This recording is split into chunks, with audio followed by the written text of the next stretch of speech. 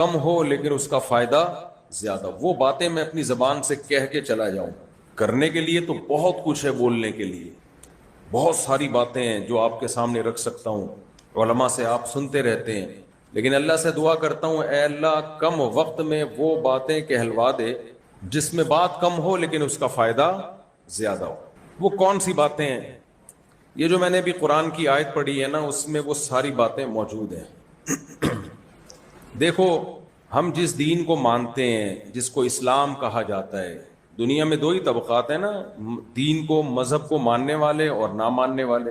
جو نہیں مانتے وہ ایتھیسٹ کہلاتے ہیں، ملحد کہلاتے ہیں، وہ عیش پرست ہوتے ہیں، وہ ان چکروں میں پڑتے ہی نہیں. لیلۃ القدر کیا ہے، تراویح کیا ہے، رمضان کیا ہے، وغیرہ وغیرہ. وہ کہتے ہیں مذہبی تمہاری باتیں ہیں بھائی. ابھی بہت بڑا طبقہ ایسا ہے جو رمضان کے روزے بھی کھا رہا ہے. مائک کی آواز مجھے سیٹنگ کچھ صحیح نہیں لگ رہی، کچھ گونج رہی ہے آواز. ہاں کچھ آواز میں مزہ نہیں ہے. یہ ہوتا ہے رمضان میں مسجدوں کے مائک اکثر خراب ہوتے ہیں، ضرورت چونکہ زیادہ ہوتی ہے نا تو اس لیے ہوتا ہے. تعلق مال فیاض کام نہیں آ رہا. اچھا. تو ابھی بھی بہت بڑا طبقہ ایسا یہاں ڈیفینس میں ہوگا جو رمضان میں روزے کھا رہا ہے. وہ ان کو بیوقوف سمجھتا ہے جو بیچارے نماز پڑھ رہے ہیں. لیکن آپ لوگ چونکہ یہاں آئے ہوئے ہیں، بیان بھی سنے آپ نے، امید ہے تراویح بھی پڑھی ہوگی، روزہ بھی رکھا ہوگا، تو کم از کم یہ کہا جا سکتا ہے کہ آپ مذہب کو ماننے والے ہیں، مذہب کے باغی نہیں ہیں، مانتے ہیں. ورنہ اتنا بھی کیوں کرتے، آ کے بیٹھتے کیوں؟ کسی مولانا کے بیان میں آ کے بیٹھنا یہ اس کی علامت ہے کہ آپ کسی نہ کسی درجے میں آخرت کو مانتے ہیں، اسلام کو مانتے ہیں. ورنہ مولانا صاحب سے آپ کو کیا ملے گا؟ ثواب کے علاوہ کچھ بھی بولیں. نہ میں یہاں بالوشاہی بانٹ رہا ہوں، نہ میں آپ کو پیسے کمانے کے یہاں طریقے بتا رہا ہوں. ابھی بھی آواز صحیح نہیں ہے مائک کی، مجھے خود الجھن ہو رہی ہے اپنی بات سننے میں. خیر کسی کو بٹھا دیں، اللہ کرے سیٹ ہو جائے. نہیں پنکھے بند ہونے سے نہیں ہوگا، یہ آواز گونج رہی ہے بہت زیادہ. تو ایکو کو ختم کر دیں بھائی. اور میری آواز مجھے ہی ٹکرا کے واپس آ رہی ہے، تو میں اپنا بیان سننے کے لیے تھوڑی آیا ہوں، میری آواز مجھے ہی آئی. تو ہم کسی نہ کسی درجے میں مانتے ہیں. ورنہ آپ مجھے سننے کے لیے کیوں آتے؟ کیا مل رہا ہے مجھ سے آپ کو؟ ٹائم میں کیا دے رہا ہوں؟ نہ میں کوئی کاروبار کا طریقہ بتا رہا ہوں آپ کو، نہ میں کوئی ہیلتھ کی ٹپس بتا رہا ہوں آپ کو. تو جو اللہ اس کے رسول صلی اللہ علیہ وسلم کو مانتے ہیں، اللہ نے ان کے لیے الگ کچھ اصول بیان کی. جو نہیں مانتے ان کو تو قرآن پہلے منواتا ہے، اللہ اپنے وجود کے دلائل دیتا ہے، اپنی قدرت بتاتا ہے. جو مانتے ہیں ان کو اللہ واقعات سناتا ہے. قارون حضرت موسیٰ علیہ الصلاۃ والسلام کی قوم میں تھا اور بے پناہ دولت تھی قارون کے پاس. جیسے کہ ڈیفنس والوں کے پاس رپورٹ یہ ہے کہ کافی اچھا پیسہ ہوتا ہے. یہاں میں غربت کے فضائل نہیں سناؤں گا کہ غریب 500 سال پہلے جنت میں جائے گا، اور نبی صلی اللہ علیہ وسلم نے دعا مانگی اللہ مساکین میں میرا حشر کرنا. یہاں میں غربت کے فضائل نہیں بتاؤں گا، یہاں میں آپ کو دولت کے سائیڈ ایفیکٹ بتاؤں گا. سمجھ میں آ رہی ہے بات کہ نہیں آ رہی؟ دولت کے سائیڈ ایفیکٹ. کیونکہ جب انسان کا پیٹ خالی ہوتا ہے تو اسے اللہ یاد رہتا ہے. جب پیٹ بھرتا ہے تو وہ سب سے پہلے کس کو بھولتا ہے؟ اللہ. بنی اسرائیل موسیٰ علیہ السلام کی قوم تھی، غریب تھے، مسکین تھے، حضرت موسیٰ پہ ایمان لائے. لیکن بنی اسرائیل میں قارون ایک واحد شخص تھا جو تھا بنی اسرائیل میں سے، مگر موسیٰ علیہ السلام پر ایمان نہیں لایا، اور فرعون کے ساتھ تھا. وہ کیا تھا بھائی؟ قارون میں تھا، بنی اسرائیل میں سے، موسیٰ علیہ السلام کے معجزے بھی دیکھ رہا ہے، قوم بھی ایک ہے، مگر بیٹھتا کس کے ساتھ تھا؟ جا کے ٹھکانا کس کے ساتھ؟ فرعونیوں کے ساتھ. اور فرعونی بھی اس کو گلے لگاتے تھے. حالانکہ فرعونی تو بنی اسرائیل کو چھوڑتے نہیں تھے، کوئی بنی اسرائیل کا بچہ پیدا اس کو قتل کرتے تھے. لیکن قارون کے ساتھ فرعونیوں کے جو تعلقات تھے بہت اچھے تھے. وجہ کیا تھی؟ قارون کے پاس وہ کچھ تھا جو ڈیفنس والوں کے پاس اب بھی ہے. سمجھ میں آ رہی ہے بات کہ نہیں آ رہی ہے؟ قارون کے پاس وہ کچھ تھا جو ڈیفنس والوں کے پاس ہے. نہیں تھا، نہیں ہے ڈیفنس والوں. اتنا پیسہ تھا، اتنا پیسہ تھا، ان مفاتحہ لتنوء بالعصبۃ اولي القوہ، کہ خزانوں کی چابیاں ایک جماعت لے کے چلا کرتی تھی. پہلے زمانے میں یہ ڈیجیٹل لاک وغیرہ نہیں تھے نا، اور ڈیجیٹل کرنسی بھی نہیں تھی. پہلے زمانے کی کرنسی تھی گولڈ، سونا اور چاندی. تو وہ باقاعدہ لاکروں میں رکھنی پڑتی تھی، تو لاکر تھے بہت سارے، ان کی چابیاں بہت ساری. تو ایک بہت بڑی جماعت ایسی تھی جس کا کام صرف چابیوں کی حفاظت تھی اور چابیاں اٹھا کے چلتی تھی اس کے ساتھ. تو جب اللہ نے قارون کو اتنی دولت دی، اتنا پیسہ دیا، تو قارون کی کھوپڑی کیا ہو گئی؟ آؤٹ ہو گئی. اب اس کو موسیٰ علیہ السلام سمجھ میں ہی نہیں آ رہے تھے، تو سمجھ میں نہیں آ رہے کہ موسیٰ علیہ السلام، وہ کہتے بھائی کوئی کاروبار کی بات کرو، کوئی بزنس کی بات کرو، کوئی ہیلتھ کی بات کرو، کوئی اچھا رشتہ ہو تو بتاؤ، ہے بھائی کوئی نئی اپورچونٹی ہو اس میں، کوئی لیدر کا بزنس ہو، کوئی گولڈ کا بزنس ہو، کوئی. یہ کیا بات ہے کہ اللہ پہ ایمان لے آؤ، آخرت ہے، جنت ہے، جہنم ہے، نافرمانوں کے لیے آگ رکھی اللہ نے، جو اللہ کی مان کے چلتے ہیں اللہ ان کو کامیاب کرے. کیا مولانا والی باتیں لگا کے رکھی، کیا مولویوں والی باتیں ہیں.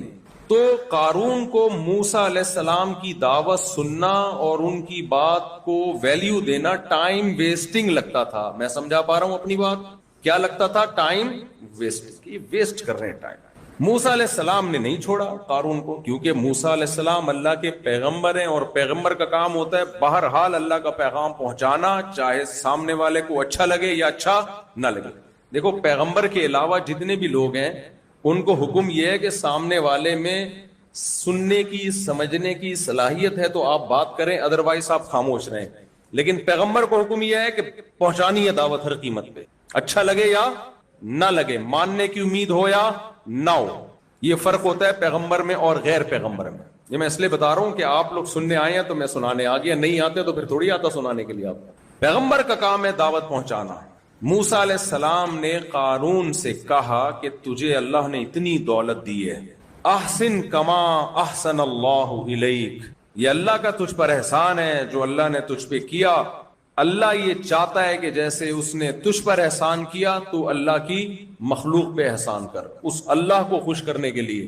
وَابْتَغِ فِي مَا آتَاكَ اللَّهُ الدَّارَ الْآخِرَةَ، اور جو کچھ اللہ نے تجھے دیا ہے اس سے آخرت بنانے کی فکر بھی کر، آخرت کے لیے بھی ذخیرہ کر. وَلَا تَنْسَ نَصِيبَكَ مِنَ الدُّنْيَا، دیکھو جب انسان کا پیٹ بھرا ہوا ہوتا ہے اس کو سب سے بری بات موت کی لگتی ہے. آپ دوستوں کے ساتھ بیٹھے ہوئے ہو، گپ شپ لگا رہے ہو، تو محفلوں میں کس قسم کی گپ شپ ہوتی ہے؟ بہت ساری باتیں ہوتی ہیں انٹرٹینمنٹ کی، کرکٹ کے میچز پہ باتیں ہو رہی ہوتی ہیں کہ اگلی دفعہ کون ہار رہا ہے، پاکستان کتنے نمبر سے ہارے گا، جیتنے ویتنے کی تو باتیں ختم ہی ہو گئی ہیں. اگلی دفعہ تمہارا کیا خیال ہے کتنے نمبر سے ہارے گا پاکستان، اور اگلی دفعہ مہنگائی میں کتنا مزید اضافہ ہوگا، اگلی دفعہ الیکشن میں کتنی زیادہ مزید دھاندلی ہوگی. یہ سب باتیں ہمارے الحمدللہ حصہ ہیں، گپ شپ ہوتی ہے کہ اگلی دفعہ بارش میں مزید کتنی تباہی ہوگی، کتنا پانی گھروں میں آئے گا. یہ ہماری صبح شام کی باتیں ہیں. جب ہم بیٹھتے ہیں تو یہ ساری گپ شپ لگ رہی ہوتی ہے. اس دوران اگر کوئی یہ باتیں شروع کر دے کہ دیکھو ایک دن ہم نے مرنا ہے، ایک دن ہم پھٹے پہ لیٹے ہوئے ہوں گے، ایک دن ہمیں غسل دیا جائے گا اور ہم ہل جل بھی نہیں سکیں گے، اور تمہارا کیا خیال ہے، تمہیں کیا لگتا ہے تم کون سے پھٹے پہ لیٹے ہوئے ہوگے؟ اچھا لگے گا اس اتنی اچھی باتوں کے دوران دودھ جلیبی کی باتیں ہو رہی ہوں اور اس دوران یہ بیچ میں کباب میں ہڈی لگے گا کہ نہیں لگے گا؟ مجھے لگ رہا ہے آپ لوگ کو میں سمجھا نہیں پا رہا، شاید جواب تو دینا تھوڑا سا. 4 شادیوں کی باتیں چل رہی ہوں گرما گرم. اب دیکھو، اب ہوش میں آئے. 4 شادیوں کی ڈیفینس کے کسی لگژری ہوٹل میں بیٹھ کے باتیں چل رہی ہوں، یار اس نے جناب لڑکیوں سے شادی کر لی 4 اور سب کو الگ الگ بنگلے دے دیے. یہ باتیں چل رہی ہوں، ماحول گرم ہو اور حکے چل رہے ہوں، ایک بیچ میں بندہ باتیں شروع کر دے، ابے ایک دن مرنا ہے، پھٹے پہ لیٹے ہوئے ہوں گے، اب پتہ نہیں آغا خان میں مریں گے یا سول ہاسپٹل میں مریں گے، تو برا لگے گا نہیں لگے گا؟ اس کو بولیں گے بھائی نکل یہاں سے. پھر بھی وہ اڑ جائے، نہیں بھائی ایک دن سب نے مرنا ہے بھائی، پھٹے پہ لیٹے ہوئے ہوں گے، دفن کر کے جا رہے ہوں گے، منو مٹی پھینک رہے ہوں گے، کل شریف پڑھ رہے ہوں گے، یہ کر رہے ہوں گے، ہم مریں گے، پیچھے دیگیں چل رہی ہوں گی، لوگ بیٹھ کے کھانے کھا رہے ہوں گے. کتنی ڈھیٹ پنا ہے یار، ہمارے نام پہ غم میں کھا رہے ہوں گے. یار غم میں چھوڑ دو کھانا 3-4 دن کے لیے، نہیں تمبو لگے گا اور ابا کی یاد میں لنگر بٹے گا. تو بیٹا یہ سب تیرے ساتھ بھی ہونے والا ہے، میرے ساتھ بھی ہونے والا ہے. تو کباب میں ہڈی لگے گا کہ نہیں لگے گا؟ یہ آدمی انسان چاہتا ہے عیش کی باتیں سنے، مزے کی باتیں سنے، لیکن پیغمبر لوگوں کی رعایت نہیں کرتے. وہ آ کے لوگوں کو ریئلٹی بتاتے ہیں، قارون کے پاس تو اتنی دولت، اتنا پیسہ، اتنی عیاشی، خزانے ہی خزانے، باندیاں، بیویاں، ساری نعمتیں عیاشی کی، اور موسیٰ علیہ السلام اسے سمجھا رہے ہیں لا تنسا نصیبک من الدنیا، بھائی دنیا میں تھوڑے دن رہنا ہے، زیادہ اس دنیا کو لفٹ کرانے کی ضرورت نہیں ہے. تو غصہ آئے گا نہیں آئے گا پھر قارون کو؟ ہے بھائی، کوئی بندہ آپ کے سامنے شو مار رہا ہے میری گاڑی دیکھ، لینڈ کروزر دیکھ، یہ میں نے ابھی 1000 گز کا بنگلہ لیا ہے، اور اب تو 4 شادیاں، کوئی مسئلہ ہی نہیں میرے لیے، تو سوچ رہا ہوں 8 کروں، ہے بھائی، اور یہ اور وہ، اور میں ابھی دیکھ ابھی تو میں ایک اور بحریہ ٹاؤن میں مزید پراپرٹی 15-20 پلاٹ خرید رہا ہوں، میرا ارادہ یہاں سے موو کر کے یو ایس اے جا کے رہوں، یہ ملک نہیں کبھی ٹھیک ہوگا، بڑی بڑی باتیں کر رہا ہوں. یہی باتیں ہوتی ہیں آج کل. اب میں تو چھوڑ رہا ہوں، میں تو یو کے جا کے موو ہو رہا ہوں یہاں سے، میں تو وہاں جا رہا ہوں، میں تو وہاں جا رہا ہوں.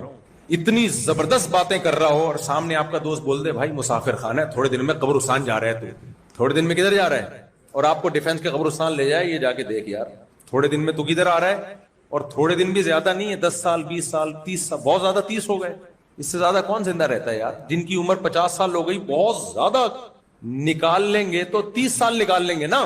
کتنا زور لگاؤ گے بھائی؟ اینٹی ایجنگ چیزیں کھانا شروع کر دی ہیں لوگوں نے، کیا اس سے جو ہے نا جو بڑھاپے کا پروسیس تھوڑا سا ڈیلے ہو جائے. بس نہیں چل رہا کہ روک لیں بڑھاپے کو، رک تو رہا نہیں ہے، تو ڈاکٹر بتا رہے ہوتے ہیں یہ کرو تو تھوڑا سا کیا ہو جائے گا بڑھاپا. کتنا تھوڑا سا 6 مہینے. جو کھانسی 1 جنوری کو آنی تھی وہ 1 جون کو آئے گی، تھوڑا 6 مہینے کیا ہو جائے گی ڈیلے. جو کینسر جنوری کی 1 تاریخ کو ہونا تھا وہ جون کی 1 تاریخ کو ہو جائے گا. تھوڑا سا جراثیم کیا ہو جائیں گے، یہی ہوگا، اس سے زیادہ کیا ہو جائے گا بھائی. جتنا بھی زور لگا لو، لڑکے جم جاتے ہیں، یہ ڈولے شولے بنا رہے ہیں تاکہ جوانی لوٹ آئے، بعض دفعہ وہی ڈولے بناتے ہوئے مر جاتے ہیں ہارٹ اٹیک سے. جم میں دیکھ بہت ساری موتیں ہوتی ہیں، کیونکہ وہ سمجھتے ہو اینٹی ایجنگ ہم اب یہ عمل کو ریورس کریں، تو ریورس کرنے کے چکر میں اتنا ویٹ اٹھا لیا کہ مدذلہ العالیہ گئے، مارکیٹ سے کیا ہو گئے شارٹ. تو اتنی اچھی اچھی باتیں چل رہی ہوں، گپ شپ ہو رہی ہو، اور آپ اپنی نمائش کرا رہے ہو، یہ بنگلہ، یہ گاڑی، یہ بینک اسٹیٹمنٹ، اور کوئی بندہ بولے اب سب ختم ہو جائے گا، برباد ہو جائے گا، تھوڑے وہ قبرستان جا کے دیکھ، تیرے سے بڑا سیٹ تھا، اس کی لاش پہ لاکھوں کیڑے پڑے ہوئے ہیں. آپ کو غصہ آئے گا کہ نہیں آئے گا؟ کیوں غصہ آئے گا؟ یار اب مزے کی زندگی گزر رہی ہے، تھوڑا عیش کرنے دو. کیا موت کی باتیں، پھٹے کی باتیں، جنازے کی باتیں، قبر کی باتیں، کیا شروع کر دیا تم نے. تو اس لیے قارون کو سب سے زیادہ بغض اپنی سوسائٹی میں کس سے تھا؟ حضرت موسیٰ علیہ السلام سے، جو اللہ کے سب سے محبوب پیغمبر تھے اس وقت. یعنی اللہ کو روئے زمین پر اس وقت جن شخصیت سے سب سے زیادہ محبت، قارون کو اسی شخصیت سے سب سے زیادہ نفرت. کیوں بنی اسرائیل کو نفرت نہیں ہوئی، قارون کو ہوئی؟ کیوں؟ قارون کی جیب بھری ہوئی تھی، اور بنی اسرائیلی کیا تھے؟ غریب اور مسکین. جب آپ کے پاس عیش و عشرت کا سامان ہوتا ہے، آپ کو موت کے سوا دنیا کی ہر چیز اچھی لگتی ہے. میں سمجھا پا رہا ہوں اپنی بات؟ آپ کو میں برا تو نہیں لگ رہا؟ سنو، آپ بھی مجھے بھگا دو یار، کیا باتیں لے کے بیٹھ گئے ہو. تو موسیٰ علیہ السلام نے کہا وَلَا تَنْسَ نَصِيبَكَ مِنَ الدُّنْيَا، بھائی دنیا میں بہت تھوڑا رہنا ہے، زیادہ اس دنیا کو فری کرانے کی ضرورت نہیں ہے. وَأَحْسِن كَمَا أَحْسَنَ اللَّهُ إِلَيْكَ، آخرت کی تیاری کر، اب وہاں جانا ہے، سارا ادھر کے لیے کر لیا تو نے، ادھر کے لیے کچھ بھی نہیں کیا تو نے. تو قارون کو نا موسیٰ علیہ السلام کی نصیحت بہت بری لگی. جب موسیٰ علیہ السلام نے زیادہ سمجھایا تو قارون کہنے لگا انما اوتیتہ علی علم عندی، کہ یہ جو کچھ میں نے کمایا ہے یہ اسٹرگل ہے. کیا ہے؟ محنت ہے، دماغ کا استعمال ہے، ہر ایک کو نہیں مل جتا. اس سے لوگ کہہ رہے ہوتے ہیں نا کہ بھائی صاحب، وہ ایک لطیفہ میں سنا دوں، تھوڑا سا بچے بھی خوش ہو جائیں گے، تھوڑا سا بچے فریش ہو جائیں گے نا. ایک سیٹھ تھا، سیٹھ لوگوں میں مشہور تھا کہ یہ بہت بے وقوف ہے. اب وہ سیٹھ کو غصہ آتا تو لوگ مجھے بیوقوف، تھا وہ واقعی بے وقوف، اس کو غصہ آتا تھا کہ لوگ مجھے بیوقوف کہتے ہیں. تو اس نے اپنے چیلے سے، اپنے خادم سے کہا کہ یار لوگوں میں مشہور ہو گیا ہوں بہت زیادہ بے وقوف، تو ایسا کر میری ذہانت کو ثابت کرنے کے لیے نا تو مجھ سے کوئی پہیلی پوچھ. کیا پوچھ؟ پہیلی، تاکہ میں اس کا جواب دوں تو پتہ چل جائے کہ میں کیا ہوں، ذہین. لیکن اس کو خطرہ تھا ایسا نہ جواب ہی نہ آئے مجھے. تو اپنے خادم کو کہتا ہے پہیلی وہ پوچھنا جس کا جواب مجھے آ جائے، اتنی آسان ہو کہ اس کا جواب مجھے آتا ہو. ایسا نہ کوئی اتنی ڈیفیکلٹ قسم کی چیز لے آ کہ میں اور بے وقوف ثابت ہو جاؤں. اگر مجھے اس کا جواب نہیں آیا, تو نے پہلی پوچھی اور مجھے اس کا جواب نہیں آیا, میں تیرے کو چھوڑوں گا نہیں. میں اس نے بولا یار یہ تو بڑی مصیبت میں ڈال دیا, کوئی ایسی آسان پہیلی لے کر آؤ مارکیٹ میں کہ پاگل سے پاگل کو بھی اس کا جواب آتا ہو. تو اب اس نے سوچ کے ایک پہیلی بنائی. بولا دیکھ, ایک جانور ہے چھوٹے سے قد کا, دم لمبی, اور میاؤں میاؤں کرتا ہے. کیا کرتا ہے؟ چولہے کے گرد گھومتا ہے, میاؤں میاؤں کرتا ہے. بتا کیا ہے؟ اس نے کہا نا اتنی آسان پوچھو نا تاکہ پتا تو جواب آئے نا, ورنہ میں پٹوں گا. بتا کیا ہے وہ؟ سیٹ بولتا ہے, کافی دیر سوچ کے کہتا ہے مرغا. کیا کہتا ہے؟ اب یہ خادم نے بولا اگر میں نے بولا کہ جواب غلط ہے تو میں تو پٹوں گا. تو ایک خادم کہتا ہے حضور یہ اتنی مشکل پہیلی, اس کا آپ نے صحیح جواب دے دیا, یہ مجھے لگتا ہے کسی نے بتایا ہے آپ کو, بیمانٹی ہوئی ہے, یہ بےمانی ہوئی ہے, لگتا ہے کسی نے آپ کو, اتنا مشکل ڈیفیکلٹ پہلی میں نے پوچھی اور آپ جواب دے دیے, کوئی لگ رہا ہے کسی سے کان میں بتایا ہے, یہ نہیں ہو سکتا. کہتا ہے نہیں, عقل کی دوڑ ہے. یہ کیا ہے؟ عقل کی دوڑ ہے بھائی, کسی نے بتایا نہیں ہے. تو یہ تو لطیفہ ہے کسی بے وقوف سیٹ کے بارے میں, لیکن میں اور آپ, میں خود بھی اس میں شامل ہوں, ہم اس سیٹ سے بھی بڑے بے وقوف ہیں جو قارون کی طرح یہ سمجھتے ہیں کہ ہمیں جو نعمتیں ملیں یہ اللہ کا احسان نہیں ہے, یہ ہمارے عقل کی دوڑ ہے, یہ ہماری اسٹرگل ہے, ہماری محنت ہے, مائنڈ استعمال کیا ہے, بزنس میں دماغ لگایا ہے. ہر ایک کو تھوڑی مل جاتا ہے ایسے, ہر ایک کو تھوڑی مل جاتا ہے. بھائی ہم نے محنت کی ہے بچپن سے. موٹیویشنل اسپیکر بھی بتا رہے ہوتے ہیں نا, دیکھو 7 کامیاب ترین دنیا کے, جو کہتے ہیں نا 7 عادتیں کامیاب ترین لوگوں کی, بتاتے ہیں نا 7 ہیبٹس, 7 عادتیں وہ اختیار کر لو تو وہ کامیاب ہو جاؤ گے. تو بڑے بڑے کامیاب لوگوں کی ان کے پاس رپورٹیں ہوتی ہیں کہ دیکھو ان کے اندر یہ 7 عادتیں تھیں, صبح جلدی اٹھتے تھے, رات کو دودھ پی کے سوتے تھے, 1 گلاس وغیرہ وغیرہ. اچھے بچے تو یہ کرتے ہیں نا, رات کو دودھ پی کے سوتے ہیں. پہلے زمانے میں یہ سنا کرتے تھے, اب دودھ پتی پی کے سو رہے ہوتے ہیں, اب تو گٹکے کھا کے سو رہے ہوتے ہیں. اور پھر وہ ایسے تھے اور ویسے تھے, ان میں برداشت تھی, پیشنٹ وغیرہ وغیرہ, ٹش پش, بہت ساری چیزیں ملا کے 7 وہ علامتیں جو کامیاب لوگوں کی. آپ اپنے اندر یہ علامتیں پیدا کر لو, آپ بھی وہاں تک پہنچے ہوئے ہو. وہ آدھی بات کر رہے ہوتے ہیں. آپ جب ہسٹری میں ریسرچ کرو گے تو آپ کو 7 کے بجائے 14 علامتیں نظر آئیں گی جو بہت سے لوگوں میں تھیں, مگر کامیابی ان کے قریب بھی نہیں پھٹکی. سمجھ میں آ رہی ہے بات کہ نہیں آ رہی؟ کامیابی قریب بھی نہیں پھٹکی. جب وہ کامیابی کی انتہا تک پہنچنے والے تھے, پاکستان میں تو ایسا بھی ہوتا ہے, تو اتفاق سے گٹر کا ڈھکن کھلا ہوا تھا اور بالآخر گئے. حالانکہ ان میں 7 کے بجائے کتنی علامتیں تھیں؟ بولو 14. آپ کہہ سکتے ہو کہ یہ تو یہاں گٹر کا ڈھکن کھلا ہوا تھا اس لیے اتفاق سے گر گئے اور سارا پروگرام ہی ان کا کامیابی کا بڑھ گیا.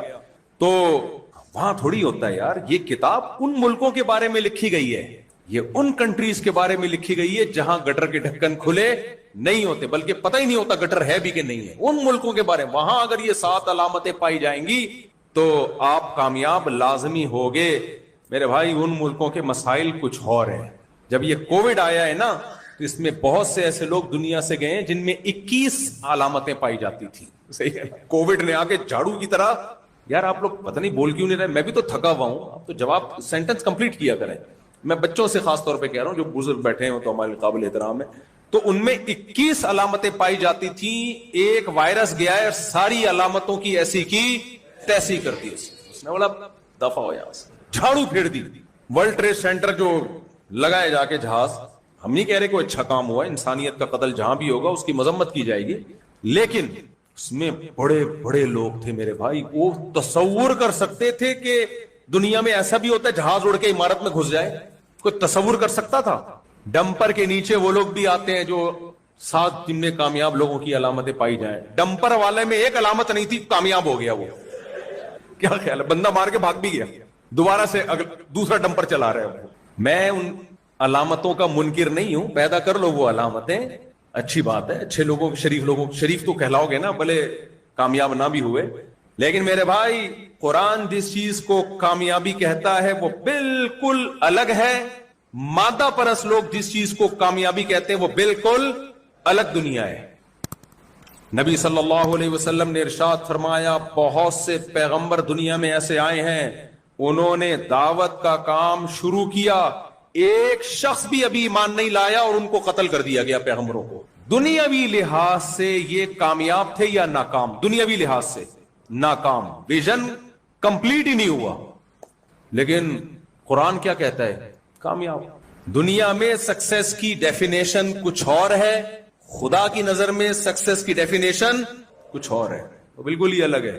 نبی صلی اللہ علیہ وسلم نے فرمایا پچھلی امتوں میں ایک شخص نے 99 انسانوں کو قتل کیا ساری زندگی. اس میں کامیاب لوگوں کی علامتیں تھی یا ناکام لوگوں کی؟ ناکامیوں سے بھری ہوئی زندگی. کچھ ہوگا ڈپریشن کا مریض، کچھ تو ناکامیاں ہوں گی نا کہ بندہ ہی مارتا جا رہا ہے. 99 بندوں کو قتل کرنے کے بعد اس کو خیال آیا کہ دنیا تو میں نے برباد کر لی ہے. ظاہر ہے چھپتا پھرتا ہوگا، لوگ لانتے کرتے ہوں گے. ایک خود بھی جب انسان ظلم کرتا ہے نا اسٹریس میں جاتا ہے، ڈپریشن. جتنے یہ قاتل لوگ ہیں نا یہ کبھی بھی سکون میں نہیں ہوتے، یہ ذہن میں رکھنا. یہ سارے پاگل ہو کے مرتے ہیں، سارے پاگل ہو کے مرتے ہیں. یہ قاتل بھی، کیونکہ انسانی قتل اتنا بڑا جرم ہے کہ انسان کو پھر سکون سے سونے نہیں دیتا ہوا.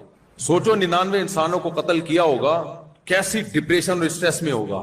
کیوں؟ وہ کامیابی سمجھ رہا تھا دولت کو، پیسے کو، عزت کو.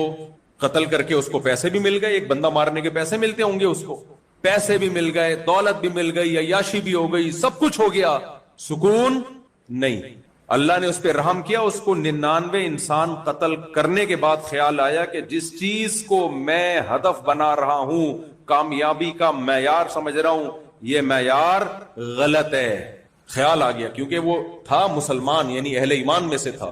نبی صلی اللہ علیہ وسلم نے ارشاد فرمایا فسأل عن اعلم اہل الارض. لوگوں سے آ کے پوچھنے لگا بھائی مجھے کسی مولانا صاحب کا پتہ بتاؤ. ایسے موقع پہ کس کا خیال آتا ہے؟ مولانا صاحب. میں شرعی مسئلہ پوچھنا چاہتا ہوں کہ میں تو سمجھ رہا تھا یہ کامیابی ہے، مجھے خیال ہو رہا ہے کہ اصل کامیابی تو آخرت کی ہے. یہ دنیا تو سب کچھ مل گیا نا لیکن سکون نہیں ہے، تو اصل تو کیا ہے؟ آخرت ہے. لیکن اب مجھے یہ سمجھ میں نہیں آ رہا کہ اتنے بڑے بڑے جرائم کرنے کے بعد اب خدا مجھ سے راضی ہوگا بھی کہ نہیں ہوگا.